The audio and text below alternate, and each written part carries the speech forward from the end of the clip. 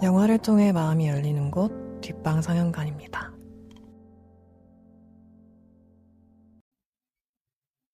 영화가 끝나면 우리는 뒷방에 모여 대화를 시작합니다.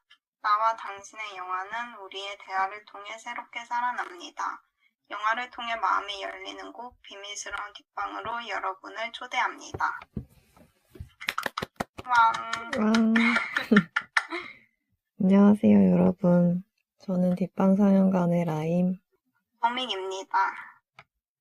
안녕. 안녕. 저희가 오늘 줌으로 처음 녹음을 합니다. 줌으로 처음 녹음을 해보고 아토믹도 오랜만에 뒷방 상영관과 함께 돌아왔고 저도 오랜만에 돌아왔어요.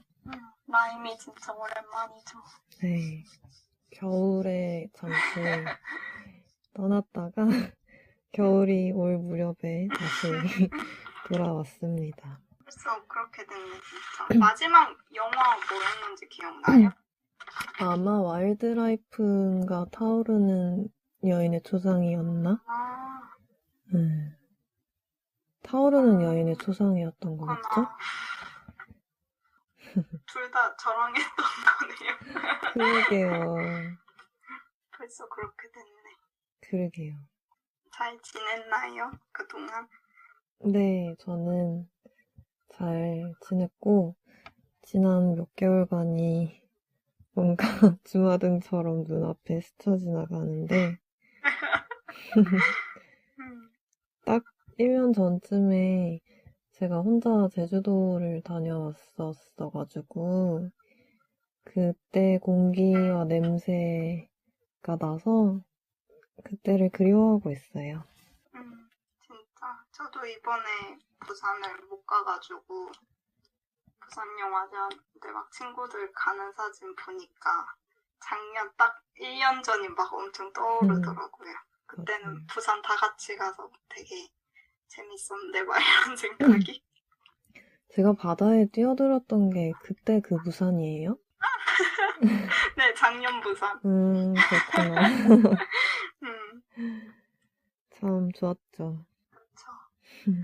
이번에는 못 갔고 올해 열린 영화제들을 거의 다 못 갔지만 올해 열리지도 않은 것들도 있고 그래서 되게 너무 그립고 아쉽고 그런데 언젠가는 저희가 다 같이 건강하게 그곳에서 모이고 만나고 또 좋은 영화의 세계로 빠져들 수 있는 날이 반드시 찾아오기를 바라며 홍보 타임으로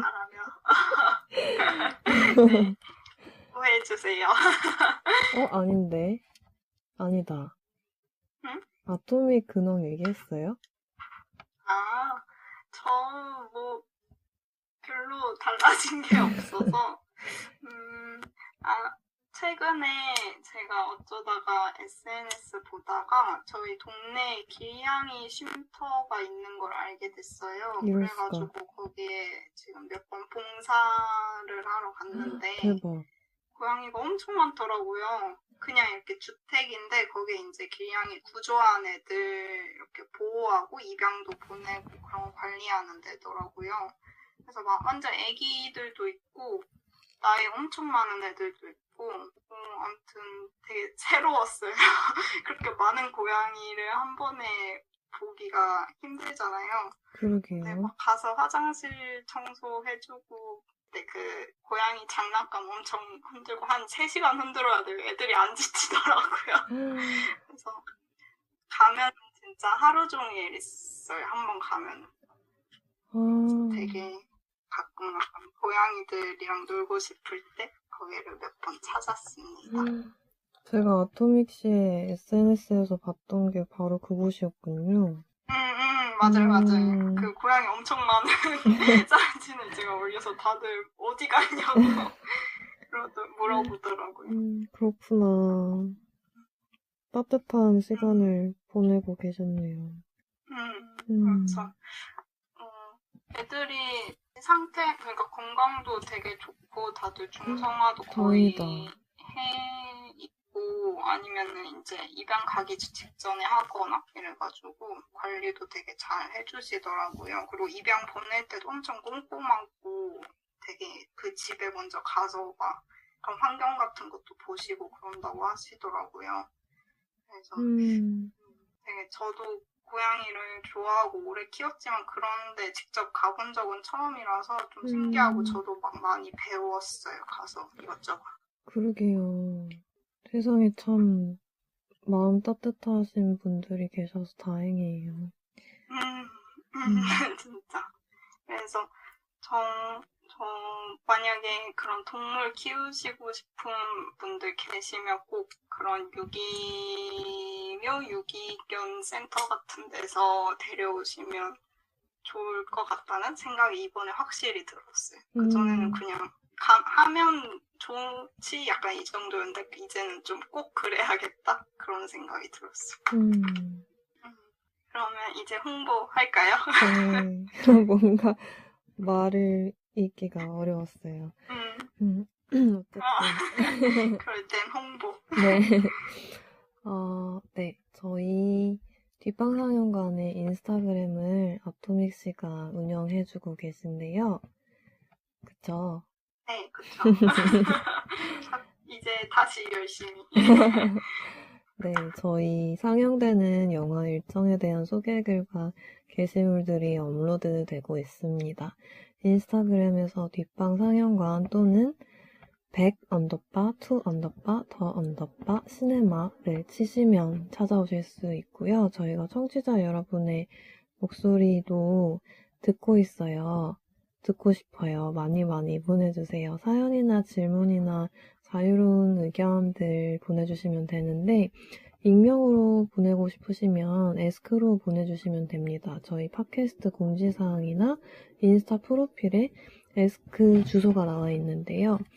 asked.kr/duitbang 혹은 팟캐스트 댓글이나 인스타 DM이나 댓글로 보내주셔도 되고요. 저희가 메일도 있어요. 메일은 저희한테 우체통 같은 거라서 뭔가 장문의 편지를 보내주고 싶으시다 하시면은 이쪽으로 보내주시면 저희가 소중한 마음으로 읽도록 하겠습니다. 메일 주소는 backo_the_cine_cina@네이버닷컴입니다. 와. 네, 그러면 저희 영화 얘기로 넘어가 보도록 할게요. 이번에 110번째 영화죠. 뒷방상영관 110번째 영화 휴고입니다. 이번 영화를 선정하게 된 이유가 있을까요? 항상 라임이 되게 풍성한 영화 리스트를 회의 때 갖고 오는데 그 중에 있는 영화였고 제가 좀 최근에 본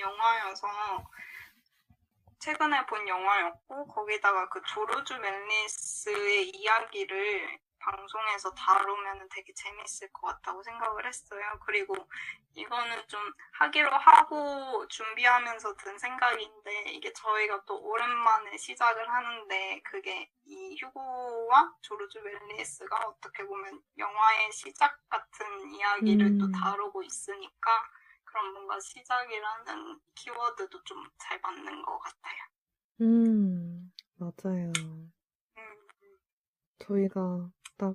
제가 이 영화를 본 지 되게 오래됐었는데, 그냥 막연하게 뭔가 환상적이었던 그 느낌과, 그리고 정말 짧은 시간 출연했음에도 불구하고 굉장히 깊은 인상을 남기고 떠난 주드로의 어떤 그런 존재와 그런 것들, 그리고 영화에 대한 영화라는 것, 그 정도로 기억을 하고 있었는데, 언젠가는 뒷방사연관에서 하고 싶다는 생각을 가지고 있다가 이번에 마침 아토믹 씨와 시간과 연이 맞아서 이렇게 딱 저희가 오랜만에 컴백하는 영화로 들고 올 수 있게 돼서 기뻤어요.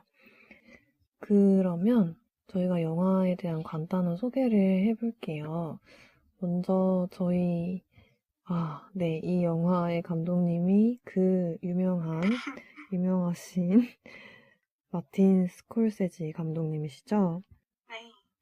이분이 진짜 유명한 영화 많이 하셨잖아요. 저는 사실 본 영화는 몇 편 없는데 진짜 최근작에는 이제 넷플릭스랑 같이 한 아이리시맨이 있었고 또 더 울프 오브 월스트리트도 있고 셔터 아일랜드 에비에이터 더 옛날로 가면은 택시 드라이버 빈혈한 거리 좋은 친구들 등등 되게 제목은 많이 들어봤을 법한 아니면 보신 분들도 많겠지만 굉장히 많은 영화와 또 유명한 영화들을 많이 하신 분이고 또 저는 이분을 사실 처음 알게 된 게 고등학생 때였는데 네. 그때 알게 된 영화가 그 다큐멘터리인데 비틀즈의 이제 조지 해리슨에 관한 다큐멘터리가 있어요. 그거를 만드셨는데 제가 그때 약간 그런 밴드 이런 걸 엄청 좋아할 때여서 이제 이 영화가 나온다고 했을 때 그 당시에 제가 처음으로 그 독립영화관이라는 곳에 처음 가봤었어요. 그때 광화문에 스폰지 극장이라고 있었거든요. 지금 없어졌는데 아이고. 거기에 가서 영화를 친구랑 같이 가서 보고 예매 이벤트 당첨인가 이런 걸 돼서 조지 해리슨 CD도 받았었거든요. 그래서 그 기억이 나네요. 근데 저 셔터 아일랜드가 이 마틴 스콜세지 감독님인 거 이번에 준비하면서 알았어요. 그래요? 잘 몰랐어. 셔터 아일랜드 아토믹이 보면은 어떨지 궁금해요. 좀 그냥 재밌게 봤던 것 같아요. 근데 내용이 막 엄청 정확히 기억이 나진 않아요. 좀 예전에 봐서. 그렇구나. 저도 그 조지 해리슨 다큐멘터리를 저는 그냥 혼자 집에서 봤던 기억이 있는데 되게 좋았어요. 그 조지 해리슨이라는 배우가 아니죠. 그분에 대한 삶과 그 노래들과 그것들이 담긴 그 영화를 보면서 뭔가 좀 더 저한테는 약간 아스라한 존재였던 그분에 대해서 좀 더 깊이 알 수 있게 돼서 그리고 뭔가 저랑 통하는 면도 있는 것 같고 그래서 되게 좋았어요. 약간 인도 음악이죠? 맞아요. 네, 막 그런 인도 음악을 되게 좀 심취하셔서 그 개인 앨범은 약간 인도 음악이랑 좀 이렇게 믹스된 느낌의 음악을 많이 CD 플레이어로 들어봤었어요? 그때 받은 거? 그쵸. 그때 들었죠. 나중에 언젠가 기회가 되면 저도 함께 들어보도록 하겠습니다. 좋아요. 어쨌든 막 저희 딴 얘기를 했는데 마틴 스콜세지 감독님에 대한 이야기를 하고 있었죠? 네, 저희 그 마틴 스콜세지 감독님이 되게 어렸을 때부터 영화를 많이 보시게 된 계기가 있었어요. 그게 혹시 뭔지 아세요? 아니요, 영화광이라고만 들었어요. 그렇게 됐던 게 천식을 앓으셨어가지고 바깥 활동이나 이런 친구들이랑 같이 할 수 있는 운동이나 이런 거를 잘 못하셨었대요. 그래서 그때 부모님이랑 형이 마틴 스콜세지 감독님이 어렸을 때 그 마틴을 데리고 영화관을 많이 다녔던 거죠. 그래서 그때 영화에 대한 열정이 막 싹트기 시작했다고 합니다. 그래서 휴고 보면은 사실 저는 마틴 스콜세지 감독에 대해서 잘 모르고 이 영화를 보긴 했지만 이제 또 찾아보고 다시 보니까 확실히 이 영화는 영화를 사랑하는 사람이 만들었다는 느낌이 확 들었어요. 그쵸. 그래서 이게 사실 이 휴고라는 영화가 시작하게 된 계기도 마틴 스콜세지 감독님의 어린 딸인 프란체스카가 그 계기를 마련을 해줬어요. 마틴 스콜세지 감독님의 생일날에 이 딸 프란체스카가 감독님한테 그 휴고의 원작이 있잖아요. 그 책을 브라이언 셀즈닉 네, 작가의 책을 선물로 주면서 언젠가는 영화로 만들어줬으면 하는 그 마음을 담아서 선물로 줘가지고 스콜세지 감독님이 그거를 이제 읽게 된 거예요. 근데 여러분도 이제 아마 이 영화를 보셨으면 아시겠지만 이 이야기를 딱 읽는 순간 마틴 스콜세지 감독님이 즉각적인 친밀감과 막 동질감과 막 너무 이해를 막 하면서 이거는 영화로 만들어야겠다 라고 느끼셨던 거죠. 그리고 이게 영화의 그 정말 시작점에 대한 이야기들을 다루고 있고 환상 영화부터 시작해서 되게 영화의 어떤 처음에 그런 꿈과 환상을 실현시킬 수 있는 영화로서의 역할을 그 가능성을 처음 보여줬던 조르주 멜리에스라는 존재에 대해서 다루고 있는데 그분들한테 바치는 어떤 사랑과 존경의 마음이 느껴지잖아요. 근데 마틴 스콜세지 감독님도 되게 그 영화와 그 고전 영화들의 어떤 보존과 복구를 위해서 비영리단체의 재단을 만들어서 그런 활동에 계속 전념을 해오셨기 때문에 영화를 아마 하실 수밖에 없었을 것 같아요.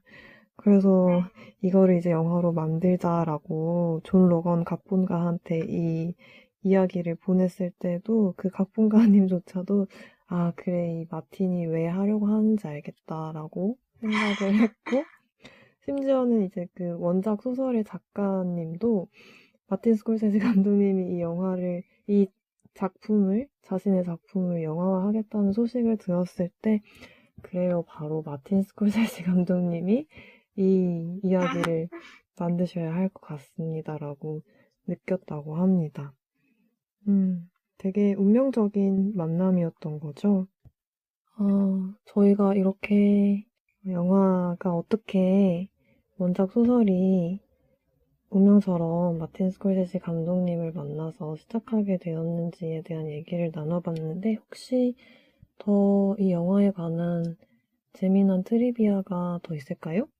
여기에 이제 그 오토마톤이라는 그 로봇같이 생긴 자동기계가 등장하잖아요. 네. 좀 신기해서 찾아봤는데 이게 그 기계식 시계, 그러니까 우리가 지금 쓰는 그 시계들이 굉장히 정교하잖아요. 이게 시계가 비싼 이유가 다 있잖아요. 그쵸. 그 시계가 굉장히 정교한 기계인데 그런 기계식 시계의 개발로 되게 정교한 움직임들을 재현할 수 있게 되면서 이 오토마톤이 만들어졌대요. 그래서 약간 그런 기계 장치가 사람을 대신할 수도 있을 거라는 그런 사상이랑 좀 합쳐져서 그렇게 사람 형태를 한 기계를 만들고 또 그 기계가 사람들이 하는 일인 뭐 글을 쓰고 그림을 그리고 뭐 연주하는 그런 기계도 있었고 아무튼 그런 식으로 만들어서 이게 유럽에서 17세기쯤부터 되게 인기가 많았다고 하더라고요. 좀 이것저것 찾아보면서 신기했어요. 그니까 그게 정말 아예 만들어진 이야기가 아니라 정말 실제로 그랬던 거네요. 그쵸. 그리고 영화에 나오는 그 오토마톤은 스위스의 어떤 오토마톤을 모델로 또 만들어진 거라고 하더라고요. 되게 오묘했어요. 그 모습이. 저도. 네. 되게 뭔가 보고 있으면 진짜 약간 뭔가 이렇게 네, 그런 느낌이 그리고 있었어요. 이렇게 빤히 쳐다보는 네. 장면도 있었잖아요. 네. 그게 표정이 없이 이렇게 보니까 약간 섬찟하기도 하고 언캐니. 신기하기도 하고. 맞아. 진짜 언캐니 벨리다. 네. 근데 또 뭔가 슬퍼 보이기도 하고. 그건 이제 정을 우리가 줘서 그래요. 그러게요.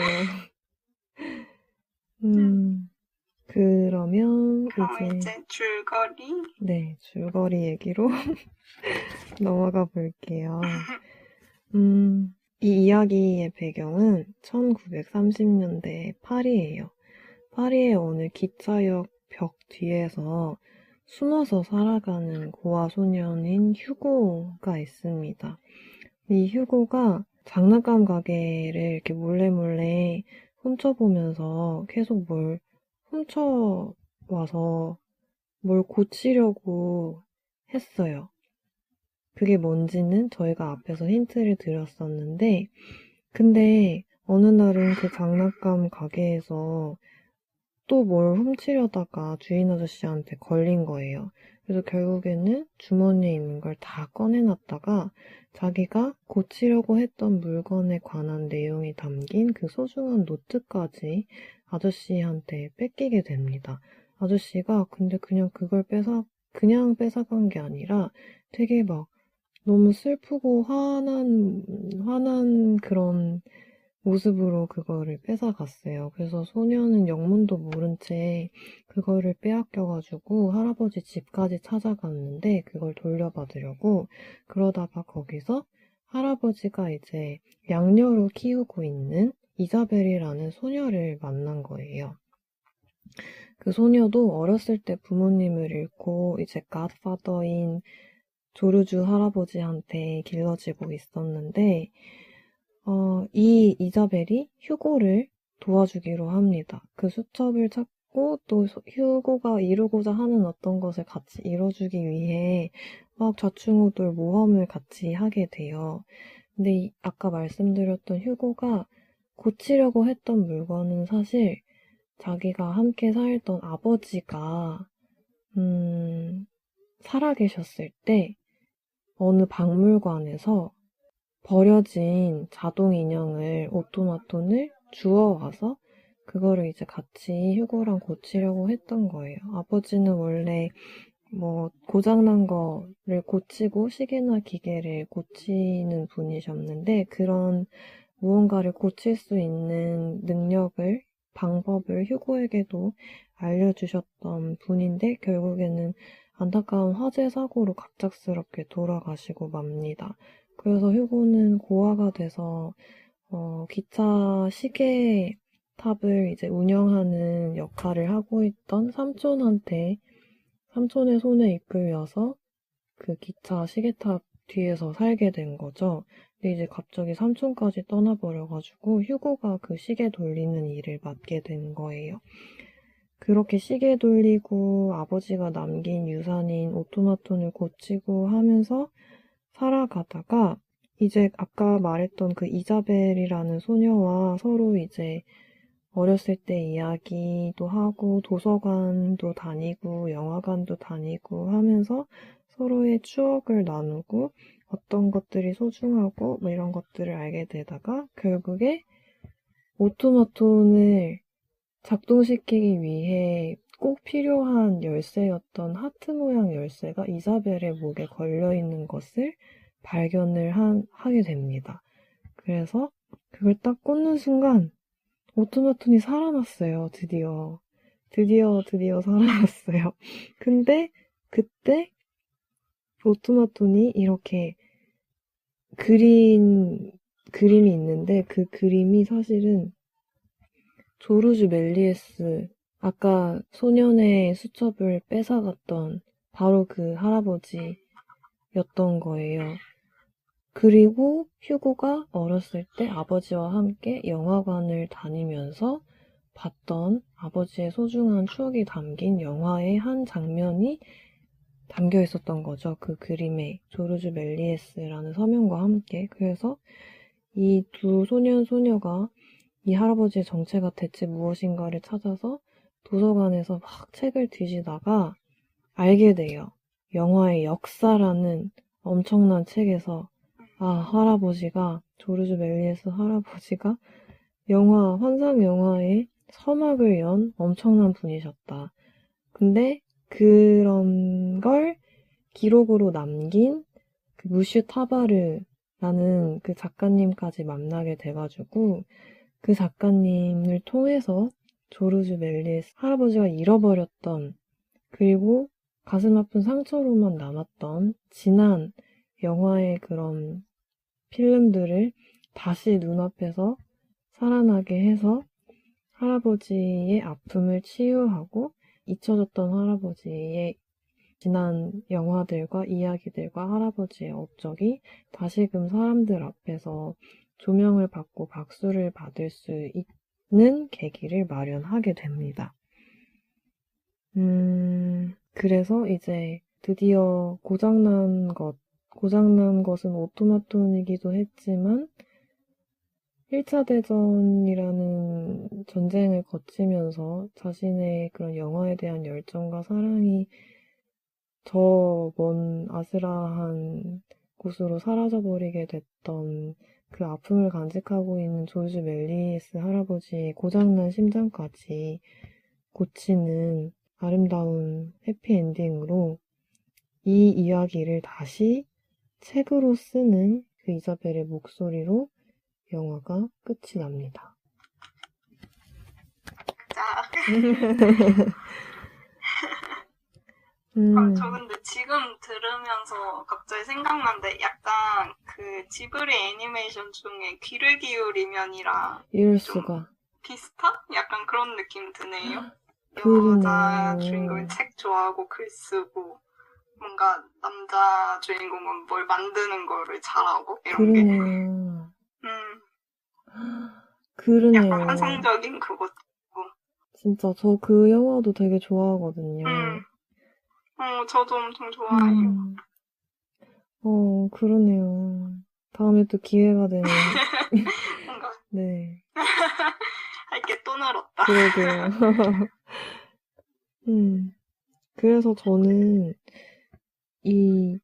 맞아. 마침 그 얘기가 나와서 말인데, 이사벨이라는 소녀는 휴고한테 도서관을 소개시켜 주잖아요.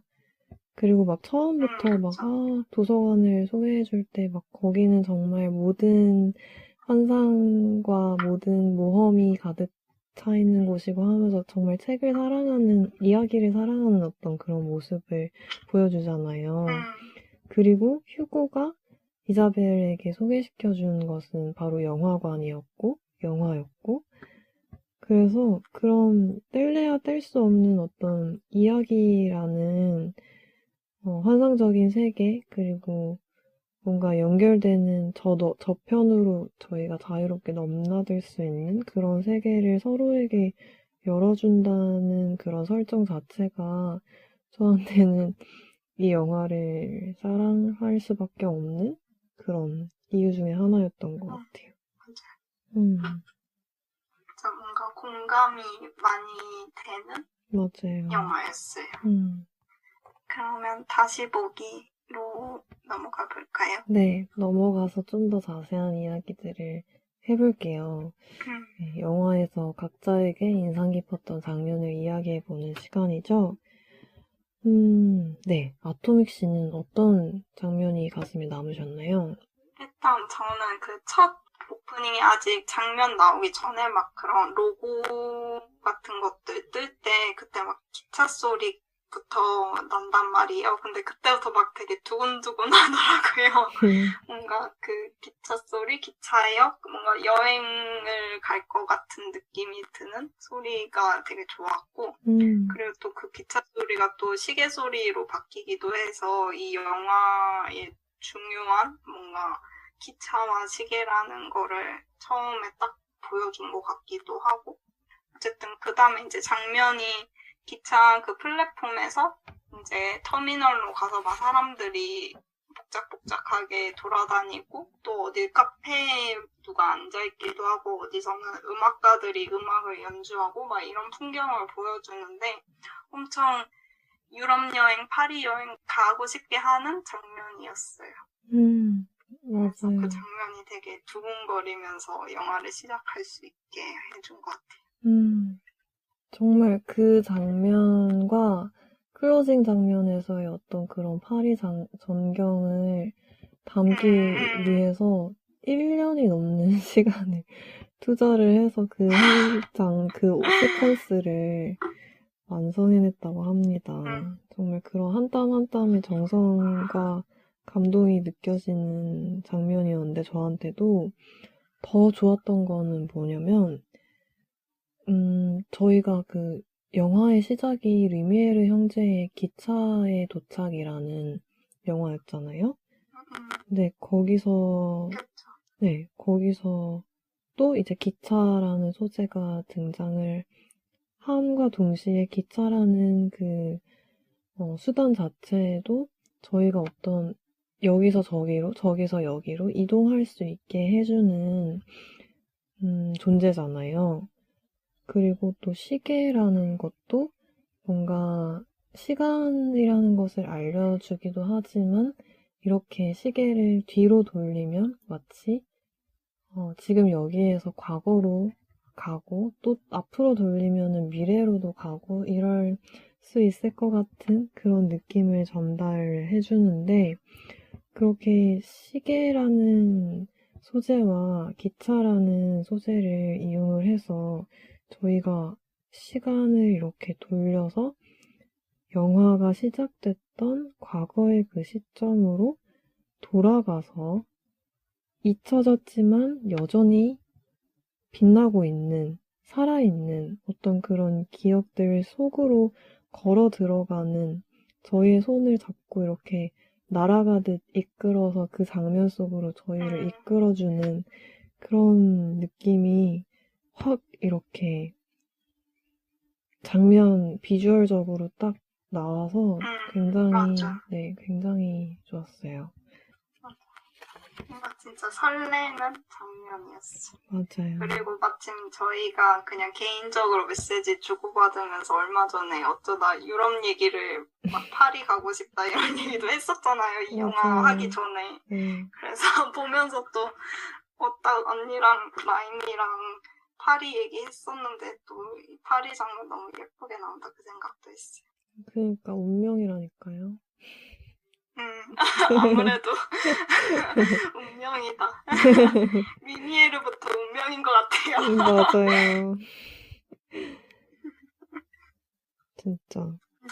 아, 그래서 운명이라는 얘기가 나와서 말인데, 저는 그 오프닝이랑 클로징에서도 파리 장면이 나오지만, 휴고랑 이자벨이 그 악명 높은 정말 똑같이 생긴 개를 데리고 다니면서 정말 그 고아들을 잡아다가 억지로 고아원에 넣는 무서운 영무원 아저씨의 쫓김을 피해서 이렇게 달아나다가 시계탑 사이를 막 이렇게 왔다 갔다 하면서 저 꼭대기까지 가가지고 거기서 이제 겨우 이제 한숨 돌리면서 앉아있을 때 그때 맞죠?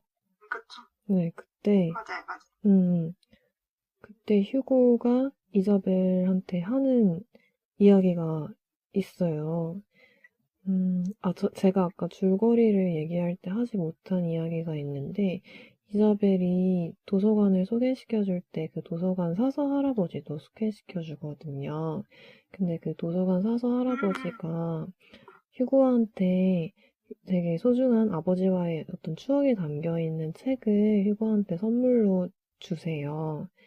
그 이야기를 하니까 이자벨이 그 할아버지는 좋은 책을 집으로 보낸다고 그것이 이제 할아버지가 하는 일이라고 하셨어 했는데 그러니까 그 책이 가야 하는 좋은 집으로 보낸다라는 그런 표현 자체도 정말 너무 공감이 가고 너무 좋았지만 그 다음에 또 휴고가 그것이 그 사서 할아버지의 역할이고 시계에도 시간을 알려주는 역할이 있고 기차에도 사람들을 어디서 어디로 이동시켜주는 역할이 있듯이 나도 여기 올라와서 저 파리 도시의 그 전경을 바라볼 때면 내가 이 커다란 세계의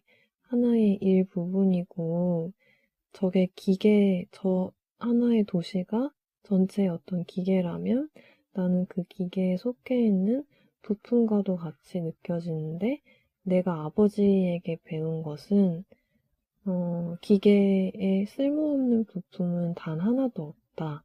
모두가 자기의 역할을 하고 있다라는 것이었기 때문에 그런 생각을 할 때면 나는 늘 그런 위안을 얻곤 했어 라고 이야기를 하니까 이자벨이 나도 내 역할이 무엇인지 알 수 있었으면 좋겠다라고 하는데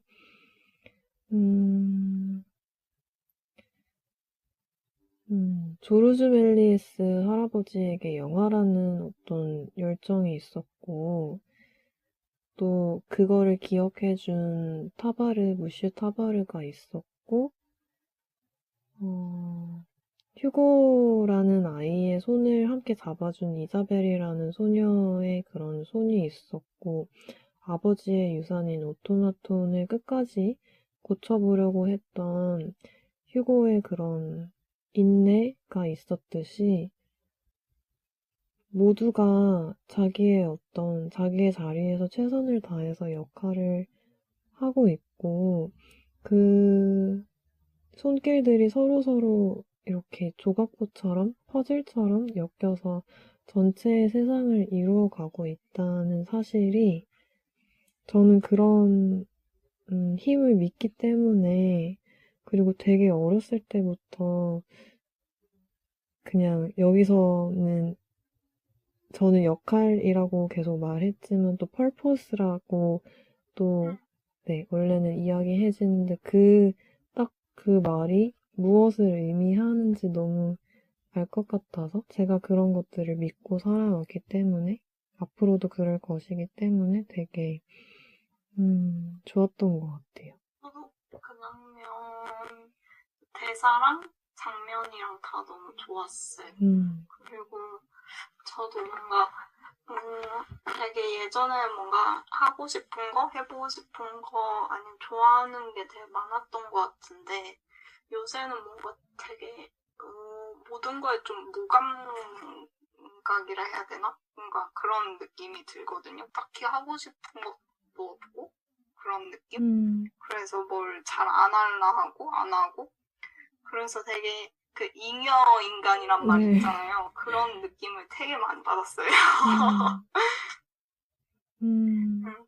그랬는데 딱 이 장면에서 그 얘기 듣고 좀 그래 뭐 지금 정확히 내 그 역할이 뭔지는 모르겠지만 뭔가 있겠지, 뭐 찾아지겠지, 약간 좀 희망적인 느낌을 위로를 받았어요.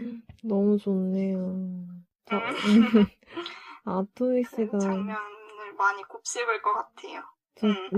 진짜 그 얘기를 해주셔서 생각이 난 게 있는데 저도 딱 그랬을 때가 있었거든요. 되게 내가 왜 나는 무엇을 할 수 있는가? 나는 왜 살고 있는가? 물론 뭐 지금 가끔도 그런 생각을 종종 하긴 하지만 정말 되게 무력하고 슬픈 때에 어떤 영화 대사가 저한테 딱 왔었냐면 우리는 이 세상에 보고 듣고 느끼기 위해서 온 거야. 그것만으로도 충분해. 보고 듣고 느끼면 돼. 라는 그런 대사가 있었는데, 제가 그 시기에 정말 그 대사가 제 머릿속, 가슴속을 계속 이렇게 잔잔하게 따라다녀서 그 말이 저를 살린 것 같아요. 어디 나온 대사예요? 아마 제가 정확하게 거기서 나온 대로 인용을 한 건 아니고 약간 패러프레이즈를 한 것 같은데 앙 단팥 이야기 거기서 네 키키키린 배우님이 하신 대사거든요. 정말 그럴 때가 있어요. 진짜 막 다 너무 허무하고 다 막, 이러다가도 어느 순간 진짜 좋은 책을, 진짜 좋은 영화를, 혹은 진짜 좋은 음악을, 아니면 정말 아름다운 어떤 자연을 딱 그것들이 저와 만나고 제 안으로 이렇게 가득히 물들어오는 순간에는 이래서 살아있다, 이래서 살아있구나, 라는 그런 되게 벅찬 감정을 느낄 때가 있는데, 네.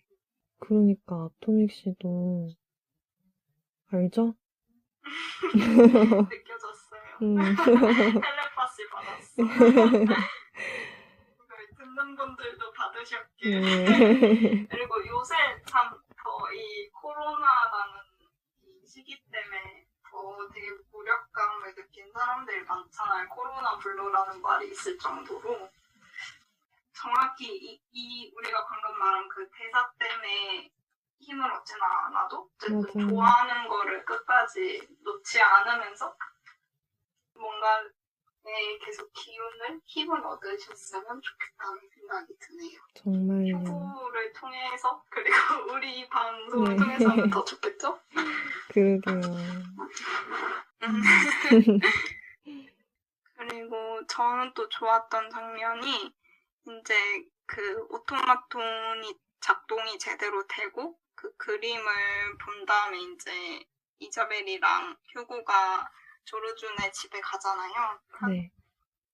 거기 가서 이제 옷장에 숨겨져 있던 조르주의 옛날 그 작업물이 든 상자를 발견하게 됐는데 그게 이제 떨어지면서 상자가 열리고 막 그 안에 있던 종이들이 확 날려요. 근데 그 장면 자체가 일단 되게 환상적으로 그 종이들이 날리는데 그 종이 한 장 한 장이 약간씩 정지되면서 그 장면들을 막 보여주고 그 날리는 장면이 되게 환상적이어서 일단 좋았고 그 다음에 약간 조르주의 반응이 약간 화를 내면서 이거 왜 꺼냈냐고 화내면서 막 꾸겼다가 이제 잔느 옆에서 침대에 앉아서 우는 장면이 나오는데 저는 이제 이 영화를 맨 처음에 봤을 때는 이게 어떤 영화에 대한 영화라는 거는 알고 있었는데 정확히 어떤 건지는 몰랐고 그래서 약간 좀 더 조르주 할아버지보다는 휴고한테 더 초점을 맞춰서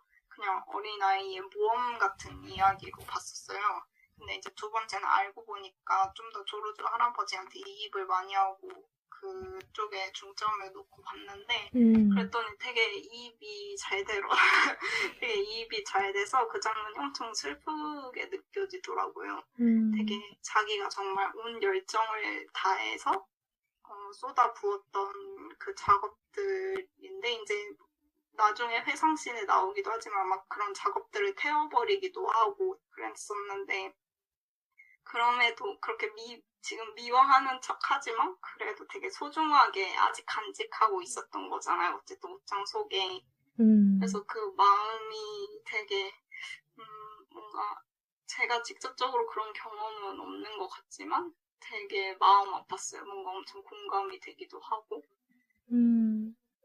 그리고 보통 우는 거는 약간 어린아이들이 하는 아니면 뭐 어린아이 같은 일처럼 사람들이 생각해서 뭔가 어른들은 아이 앞에서 잘 울지 않는데 그 할아버지가 아이들 앞에서 눈물 흘리는 거 보니까 마음이 정말 아팠어요. 그래서 참 뒤에서도 뭐 좀 얘기할 수도 있겠지만 그리고 이게 그 조르주 멜리스가 약간 이제 영화를 그만두게 된 이유 중에 하나가 또 세계 1차 대전이 있잖아요. 전쟁이라는 그 이유도 있었는데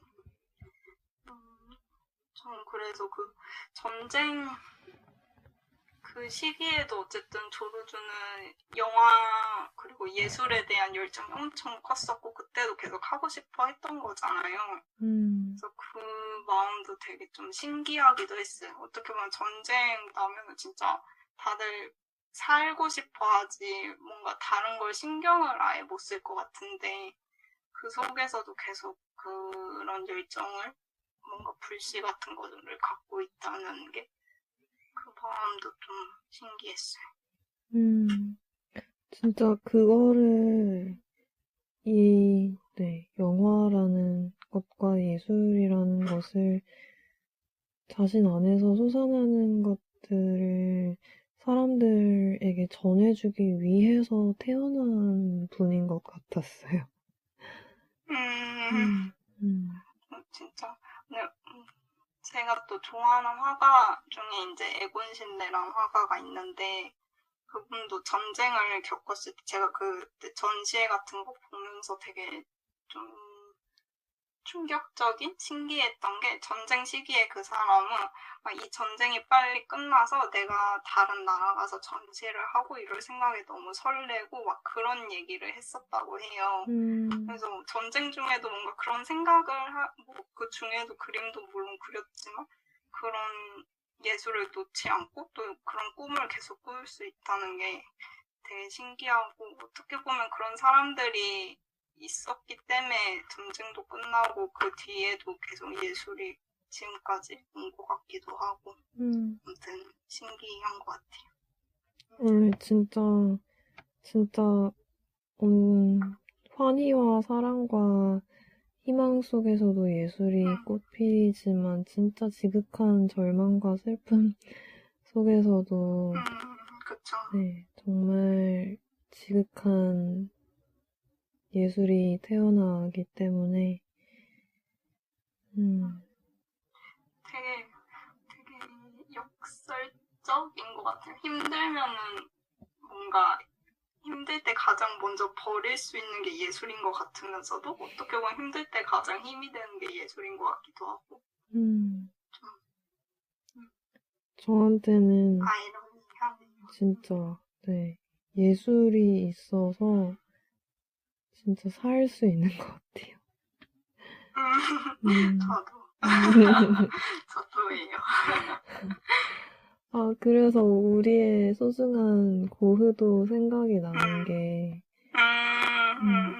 조르주 할아버지의 우는 얼굴과 고흐의 그런 어떤 고통스러워했던 얼굴도 막 겹쳐서 보였고 마지막에 조르주 할아버지가 다시 사람들에게 기억될 때 그 기쁜 얼굴과 그 저희 닥터 후라는 드라마에서 방고흐를 시리즈로 다뤘을 때 그 편에서는 방고흐라는 존재가 사실은 살아생전에는 그림 한 점밖에 못 팔고 사람들한테 정말 멸시받고 미움도 받고 되게 외로운 삶을 살다가 떠났지만 시간 여행을 통해서 현재에서 고흐라는 존재가 얼마만큼의 사랑과 존경을 받고 있는지를 본인이 그 미술관에서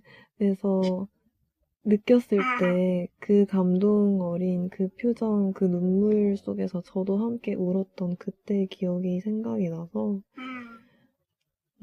그래서 저는 이 영화 안에서도 무슈 타바르의 존재가 되게 감사했던 게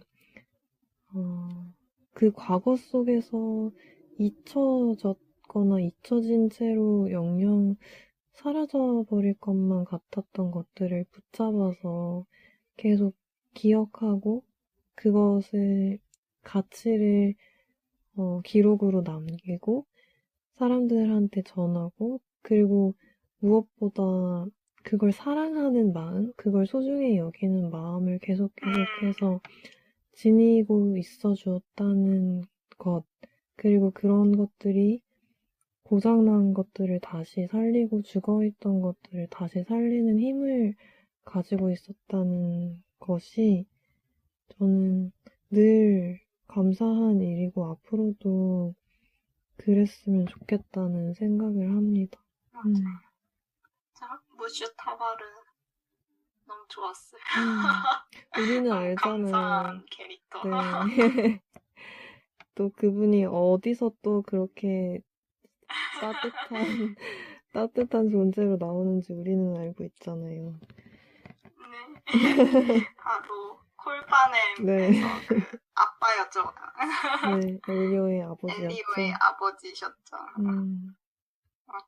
그리고 이번에도 수염도 막 있고 그래서 되게 비슷한 외모로 나와요. 그러니까요. 그래서 저 한눈에 알아봤잖아요. 진짜.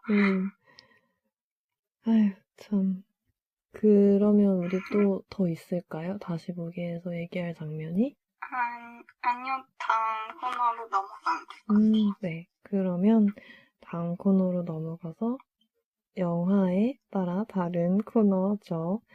저희가 항상 그때그때 영화에 맞춰서 좀 주제를 정해가지고 다양한 이야기들을 해보는데, 이번에는 특별히 이 영화가 존경과 찬사와 애정을 바치고 있는 조르주 멜리에스라는 존재에 대해 아토믹 씨가 이야기를 해주시려고 합니다.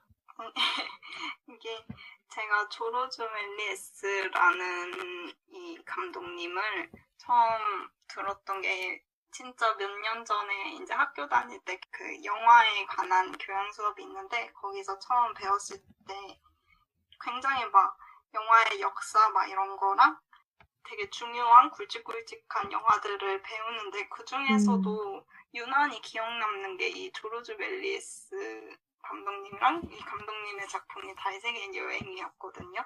근데 기억 남았던 이유 중 하나가 이 감독님이 원래 마술을 했던 사람이라고 한 게 저는 되게 매력적으로 인식이 됐나 봐요. 뭔가 마술을 한 사람이 영화를 만들어? 그리고 영화도 되게 마술처럼 이렇게 만들었단 말이죠. 맞아요. 그래서 기억을 되게 오랫동안 하게 됐고 영화에서도 되게 잘 다뤄졌긴 했지만 또 간략히 얘기를 해드리면은 일단 1861년에 프랑스에서 태어났고 그 부모님이 구두 공장을 하셔서 꽤 부유하게 자랐다고 합니다. 그리고 이제 학교 졸업 후에는 런던에 가서 잠깐 일을 했는데 거기서 이제 무대 마술을 보고 관심이 생겼다고 해요. 근데 이제 어릴 때부터 마술뿐 아니라 예술에 대한 열망도 굉장히 컸는데 아버지의 반대로 가족 사업을 도왔고 그러면서도 계속 마술을 배우면서 관심을 꾸준히 갖고 있었다고 합니다. 그리고 이제 아버지가 은퇴하신 후에 가족 사업의 지분을 형제들한테 넘기면서 그 생긴 돈으로 극장을 지었고 그때 이제 마술 공연도 하고 뭐 연극 같은 것도 하면서 30개가 넘는 새로운 마술들을 개발을 했다고 해요. 또 거기다가 이제 정치 만화가로도 만화를 그리기도 했다고 해요. 되게 재주가 많으신 분이었고 정말.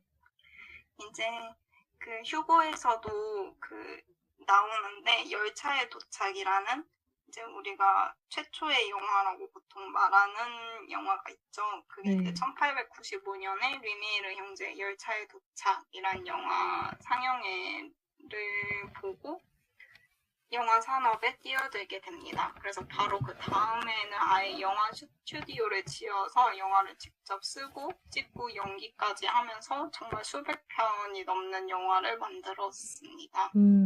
그리고 이제 그 중에서 가장 유명한 작품이자 휴고에서도 중요하게 다뤄지는 게 달세계 여행이란 작품인데요. 이게 이제 보통 조르주 멜리에스 하면은 되게 최초라는 타이틀이 많이 붙어요. 그래서 이 영화에는 최초의 낭만주의 영화, 뭐 최초의 SF 영화, 그리고 이번에 알게 된 건데 흑백이랑 컬러 두 버전이 있었는데 컬러 버전이 엄청 훼손된 상태로 1993년에 발견이 되었다고 해요. 그리고 이제 리마스터링을 거쳐서 2011년에 칸 영화제에서 상영을 했는데 이때 그 에어라고 프랑스의 일렉트로닉 듀오 밴드가 있어요. 제가 되게 좋아하고 또 몇 번 뒷방송에 와서 얘기를 했어요. 그게 이제 이분이 소피아 코폴라 감독님이랑 좀 작업을 많이 했어서 그 처녀자살소동, 마리 앙뚜아네트, 사랑도 통역이 되나요 등등 그 감독님 작품의 OST로도 많이 쓰인 그런 밴드거든요. 근데 이분들이 이제 이 리마스터링 버전 달세계 여행의 그 OST를 만들었더라고요. 그래서 좀 최근에 처음 들어봤는데 되게 US 신기하더라고요. 이게 이렇게 또 이어지나 싶어서. 그래서 조르주 멜리스 감독님은 그 위키피디아 보니까 필모그래피가 거의 뭐 1,500편이 넘더라고요. 이게 물론 그 길이가 지금 영화처럼 길지는 않지만 그래도 1,500편을 만들 정도로 굉장히 상상력도 풍부하고 뭔가 꿈도 많고 열정이 많은 분이셨어요. 그래서 저희가 이번에 또 이 휴고에서도 보면은 그 dream이라는 대사가 되게 많이 나오잖아요. 네. 그래서 뭔가 영화랑 꿈이라는 게 어떤 연관성이 있을까? 뭔가 그거에 대해서 좀 더 얘기를 해보려고 그래요.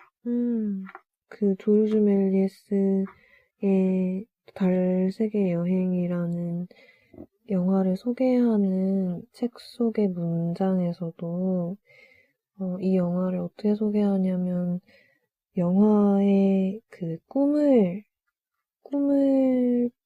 표현하는, 꿈을 잡아내는 그런 능력이 있다는 것을, 힘이 있다는 것을 처음으로 보여준 영화였다라는 그런 표현을 하고, 또 그 무슈 타바르가 조르주 멜리에스의 유리로 된 세트장을 마치 아름다운 유리선 같은 그곳을 처음 봤을 때도 마치 꿈에서 나온 것 같은 그런 장면이었다라는 얘기를 하고, 휴고의 아버지도 달 세계 여행을 처음 영화관에서 봤을 때 마치 내 꿈에서 본 것 같은 그런 장면이었어 라고 얘기를 하고, 마지막에는 조르주 할아버지가 자기의 영화를 소개하면서 Come and Dream with me 라는 이야기를 하죠.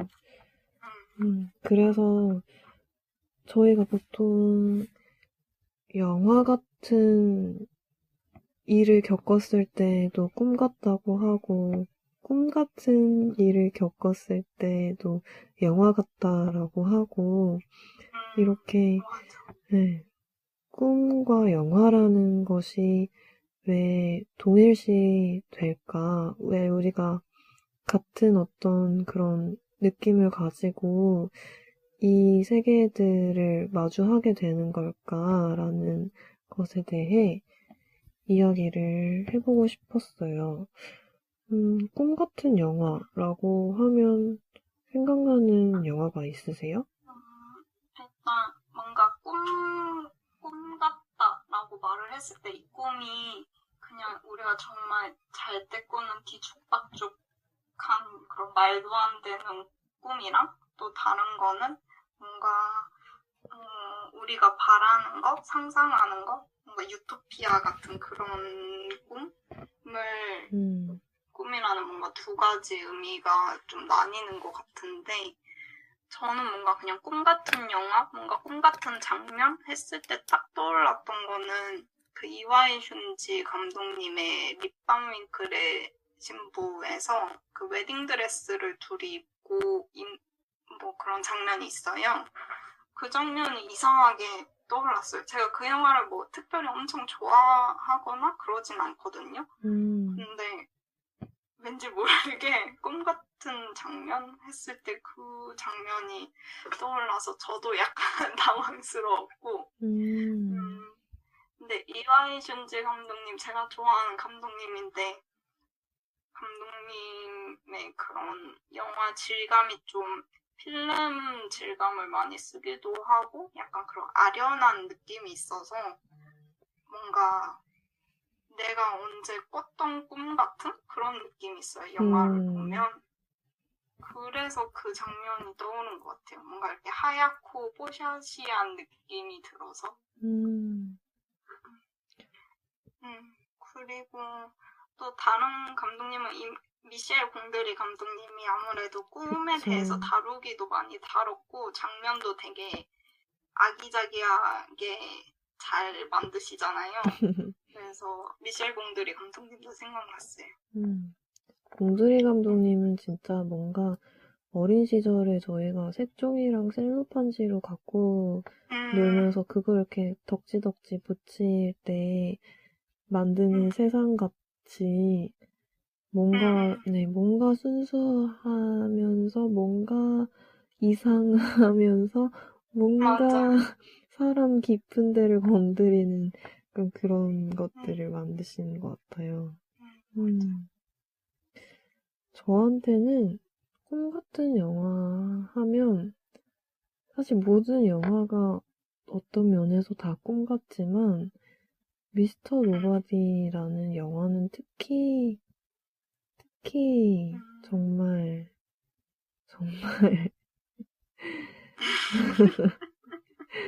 아까 아토믹 씨가 그 뒤죽박죽 꿈 같은 그런 느낌으로 말할 때도 정말 꿈 같기도 하고 뭐랄까 거기는 뭐라고 설명해야 될까? 여러 가지 시간과 공간과 선택과 사랑과 마음들이 한 사람의 존재 안에 동시에 존재하면서 그 모든 것이 어떤 게 진짜지 싶은데 사실은 모든 게 다 진짜고 그 모든 게 다 이게 기억인지 추억인지 아니면 그냥 내가 상상하는 것인지 아니면 내가 그냥 꿈꾸고 바라는 것인지가 다 그냥 하나의 현실로서 살아 존재하는 그런 꿈인데 정말 현실 같은 그런 꿈인데 현실인데 정말 꿈 같은 그런 그거를 계속 왔다 갔다 하는 네. 진짜 지금 얘기 들으면서 꿈꾸는 것 같아요. 네. 네, 정말 좋아하고 사랑하는 영화입니다. 되게 미스터 노바디 추천이라 해야 되나? 아무튼 얘기를 많이 들었는데 아직 안 봐가지고. 호불호가 네, 좀 갈려요. 너무 막 정신 시끄러워서 어렵고 난해하다라는 분들도 있고, 네. 되게 그냥 네. 가끔 그런 거 보고 싶을 때도 있어요. 그리고 이제 저는 이걸 되게 여러 번 봤거든요. 여러 번 볼 때마다 항상 너무 좋은데, 아토믹 씨도 혹시 언젠가 보게 되시면 얘기를 하면 좋겠네요. 그래서 이 꿈 같다는 느낌이라는 게 저는 꿈이 저희가 잘 때 꾸는 꿈이 사실은 저희가 그냥 뭐 그거는 그냥 한낱 꿈이야 아니면 뭐 안 좋은 꿈이었으면 그냥 개꿈이야 아무것도 아니니까 잊어버려라고 늘 흔히 말하고 그리고 저희도 딱 눈을 뜨는 순간에는 정말 선명하게 생각나는 그런 꿈이 있다가도 어느 순간 이제 일상 속에서 자연스럽게 잊혀져 버리는 게 대부분이기 때문에 그렇게 큰 의미를 부여하지 않고 살아가기도 하지만 저는 꿈이 어쩌면 진짜 저희가 자면서 다른 차원에서 나라는 존재가 겪고 살아가는 진짜 현실일 수도 있다라고 생각을 해보기도 하거든요. 그래서, 우리가, 현실 속에서 되게 쉽게 이건 여기까지야. 이거는 여기까지고 저 이상은 못 가. 혹은 저건 불가능해. 이거는 당연히 안 되는 거지. 라고 생각하는 어떤 그런 차원의 것들이 꿈속에서는 정말 다 가능해지고 이 꿈에서 깨고 나면 아니, 내가 대체 어떻게 이런 생각을 하고 이런 것들을 꿈으로 꿨지 싶을 때도 정말 많잖아요. 그쵸. 그래서 저한테는 그게 약간, 얘야, 너가 지금 살아가고 있는 이 현실의 것이 절대 전부가 아니고, 너는 절대 너가 알고 있다고 생각하는 모든 거를 다 알고 있는 게 아니고, 너가 상상하는 그 이상의 어떤 차원, 그 이상의 현실, 그 이상의 그 너머의 무한한 어떤 가능성들이 펼쳐져 있어. 그것들은 실제로 움직이고 있고, 존재하고 있고, 살아있단다? 라고.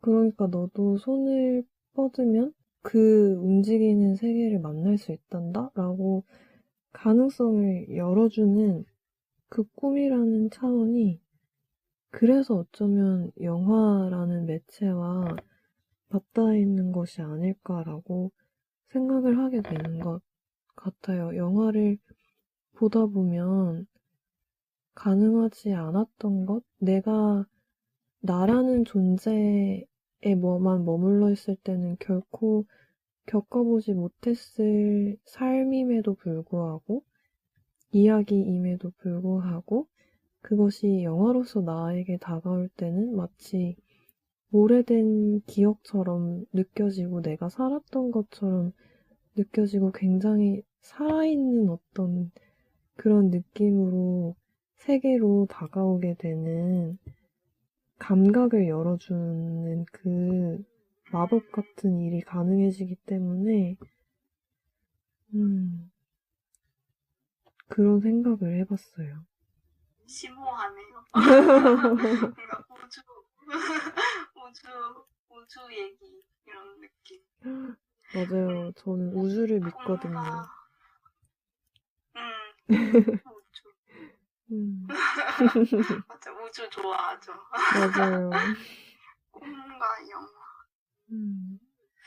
참, 영화 보면은 되게, 영화도 뭐 조르주 맥레이스가 만든 것처럼 되게 환상적인 뭔가 기법들을 쓴 그런 또 휴고같이 그런 영화들도 있지만 엄청 다큐멘터리도 뭐 영화고 다큐멘터리 같은 느낌의 극영화들도 많잖아요. 그런 아무리 현실적인 영화를 봐도 그래도 결국은 뭔가 환상성, 약간 꿈 같은 속성을 어쨌든 영화는 갖고 있는 것 같아요. 그쵸. 뭔가 그게 어쨌든 보는 사람 입장에서 완전히 그 영화 속과 똑같은 입장일 수는 없으니까 그런 거 같기도 하고, 그리고 또 영화가 현실에 영향을 주기는 하지만 당연히 우리가 영화를 보고 뭐 감동을 받고 그로 인해서 뭐 행동이나 생각이 바뀌고 이런 경우가 굉장히 많지만 어쨌든 영화 크레딧 올라가고 영화관 불 켜지고 이러면은 딱 뭔가 딱 꿈 깨는 것처럼 되게 이질감이 들잖아요. 내가 지금까지 있던 세계랑 뭔가 확 달라진 그런 느낌? 그래서 되게 영화랑 꿈이랑 왜 이렇게 닮았지? 뭔가 생각을 많이 하게 된 것 같아요. 그리고 되게 좀 휴고에서 좀 표현이 재밌었던 게 그 무슈 타바르가 쓴 책의 제목이 영화의 그 시작을 다룬 책이긴 하지만 책의 제목은 꿈의 발명이거든요. 맞아요. 그래서 그것도 되게 재밌었어. 맞아요. 그것도 되게 재밌었어. 그리고 영화 속에서 그냥 영화 자체가 표현한 것도 그 기차가 되게 중요한 키워드였잖아요. 중요한 포인트였는데 그 기차가 우리가 보통 아까 말한 그 열차의 도착이라는 영화의 그 기차도 있고 근데 그거를 사람들이 처음 그걸 봤을 때 진짜 기차가 오는 줄 알고 놀랐다는 그 말이 있잖아요. 영화 속에도 나오고. 그런데 이제 또 이 휴고란 영화는 마틴 스콜세지 감독이 처음으로 3D로 한 영화잖아요. 네. 뭔가 우리는 이걸 지금 튀어나오는 게 아니라는 건 알지만 어쨌든 그런 입체감 있게 또 새로운 기술이 생겼다는 그런 변화점이기도 하고, 또 영화 속에서 그 휴고가 꿈꾸는 것 중에 기차가 탈선해서 이렇게 역 밖으로 맞아요. 튀어나가는 장면 있잖아요. 뭔가 네. 이 기차가 튀어나온다? 이 세 가지를 교묘하게 되게 섞은 게 재밌었어요. 그게 또 꿈이랑도 뭔가 연관돼 있고, 상상 꿈이랑. 그 기차 휴고의 꿈이 사실은 실제 있었던 일을 네, 진짜? 네, 바탕으로 했다고 합니다. 그것도 신기하고, 뭔가 네. 현실과 진짜 상상을 되게 교묘하게 네, 섞은 맞아요. 느낌이네요. 음.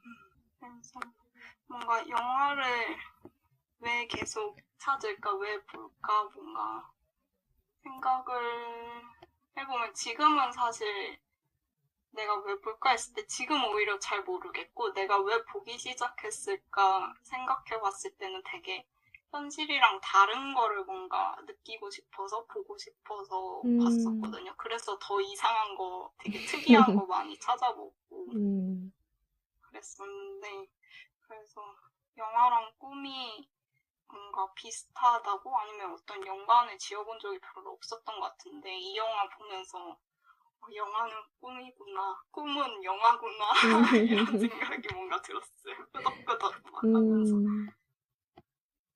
진짜 저는 영화를 왜 볼까? 영화를 끊임없이 봐도 갈증이 생기고 또 새로운 이야기에 대한 갈구가 생기고 왜 자꾸 찾아가게 될까? 그리고 이미 사랑하게 된 세계도 왜 계속 사랑하면서 자꾸 찾아가게 될까? 그런 것들을 생각해보면,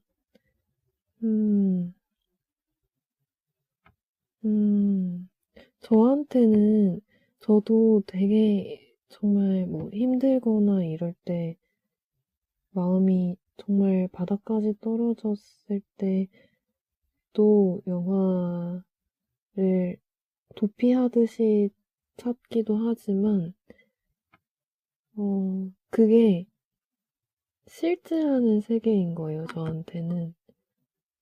이게 그냥 허상이고 허구고 그냥 이렇게 손으로 흐트리면은 사라져버리는 그런 안개 같은 것들이 아니라 정말 누군가의 가슴에서 태어난 어떤 그 이야기들이 이렇게 살아 움직이는 하나의 세계로, 하나의 유니버스로 완성이 되어서 나에게 다가오는데, 그게 저한테는 정말 너무나 살아있는 실제하는 세계고, 처음 보는 것임에도 불구하고 나의 오래된 기억처럼, 오래된 사랑처럼, 오래된 슬픔처럼 확 이렇게 다가오는 그 느낌 때문에 저는 살아갈 수가 있는 것 같아요. 되게 정말 죽음과도 같은 그런 느낌의 이렇게 휘청이다가도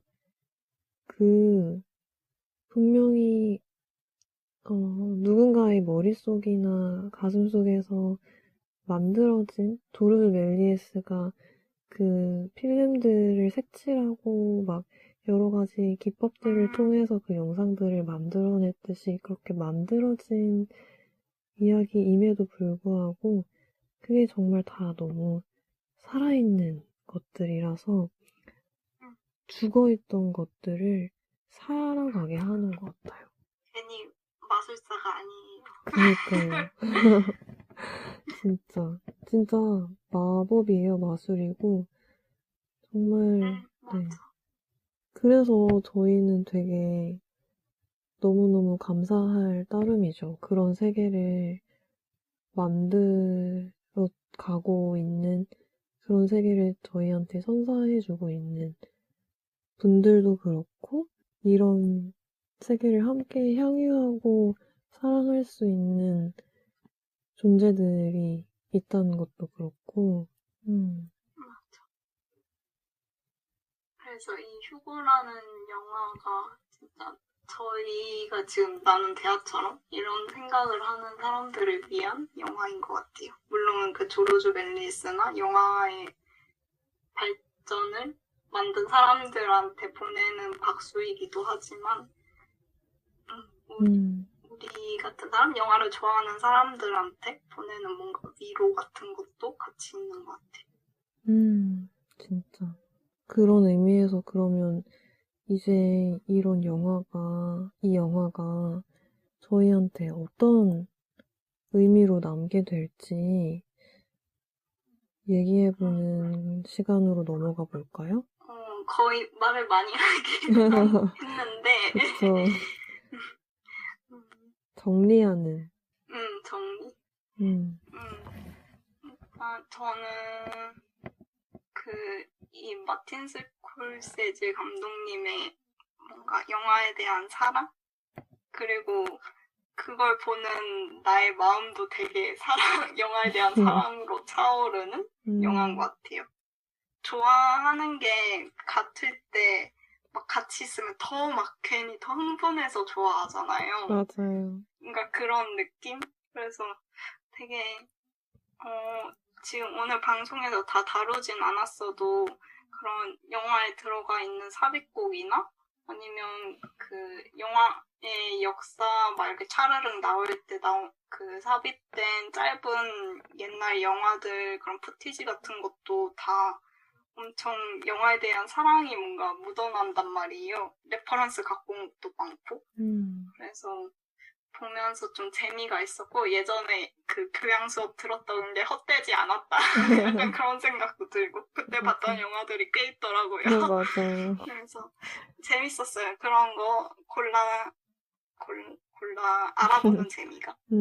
맞아요. 원래 알면 더 보이고 더 좋아하게 되잖아요. 맞아. 저한테는 아까도 얘기했었지만 이 영화를 한 단어로, 한 문장으로 표현할 수 있다면 Come and Dream with me인 것 같고 그런 것 같아요. 저희가 책을 읽는 이유, 책을 쓰는 이유, 노래를 듣는 이유, 노래를 하는 이유, 영화를 보는 이유, 영화를 만드는 이유가 그림을 그리는 이유, 그림을 보는 이유, 그냥 다 그런 모든 형태의 한 개인으로부터 피어나서 세계로 닿아가는, 물들어가는 그런 모든 이야기의 세계들이 함께 꿈꾸기 위함인 것 같다라는 것을 생각하게 해준 영화였어요.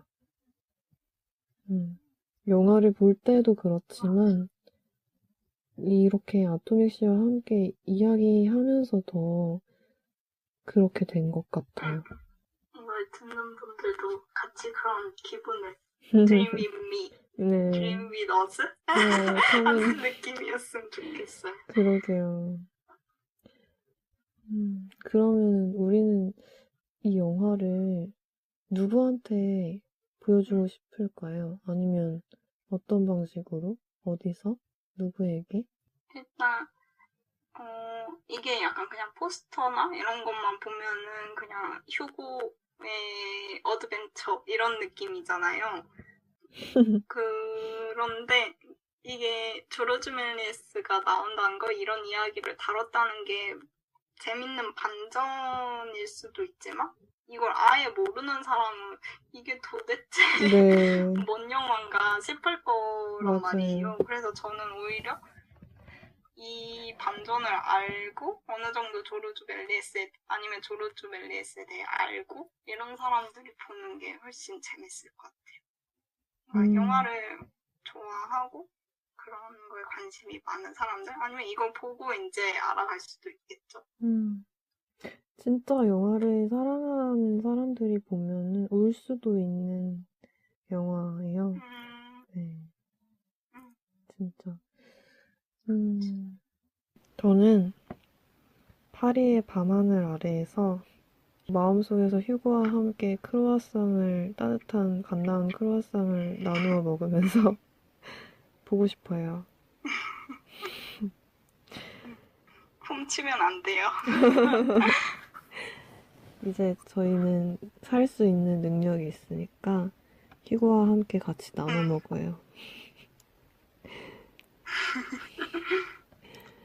그리고 파리를 꼭 갔으면 좋겠어요. 맞아. 파리 가면 파리 특별 방송으로 파리 배경 영화 하기. 너무 좋다. 진짜 좋겠네요. 이제 우리 전 세계에서 할 수 있어요.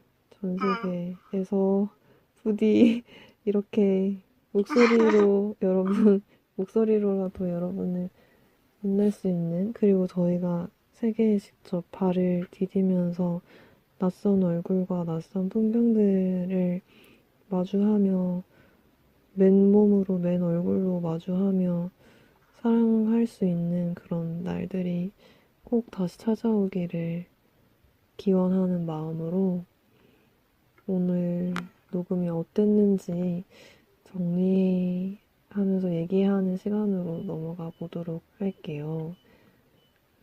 오늘 녹음 어떠셨어요, 아토믹 씨?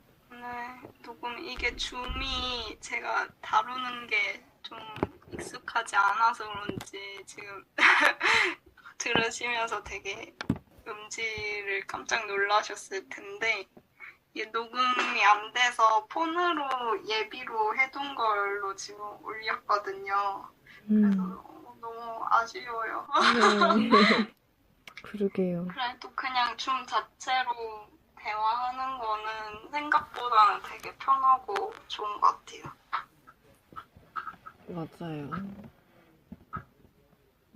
저도 되게 걱정을 많이 했었는데, 얼굴도 못 보고 얘기하고, 녹음했는데 또 막 녹음이 잘 안 되고, 또 다시 했는데 또 잘 안 되고, 결국에는 이렇게 조금 여러분이 들으시면서 이게 뭐지? 하실 수도 있는 상황이 돼서 되게 아쉬운 마음이 들기는 하는데, 그래도 저희가 이야기만큼은 각자의 공간에서 제가 가장 뭔가 편안하게 느끼는 시간과 공간에 아토믹 씨와 이렇게 목소리로 만나서 진솔한 이야기들을 나눌 수 있어서 저희에게는 되게 좋은 시간이었는데, 네, 조금 뭔가 어려움이 있어도 여러분이 지금 꿈을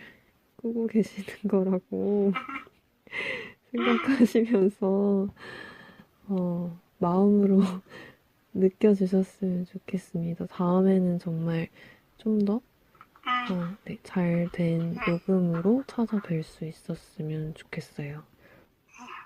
그래도 끝까지 여기까지 들어주셨다면 정말 감사합니다. 네, 지금 잘 주무시고 계시죠? 지금 꿈이에요. 네. 꿈의 목소리예요, 지금. 꿈이에요. 그러면 저희 또 다음에 좋은 꿈으로, 하지만 조금 더 선명한 꿈으로 만나뵐 수 있게 되기를 기대하면서 인사를 드리도록 하겠습니다.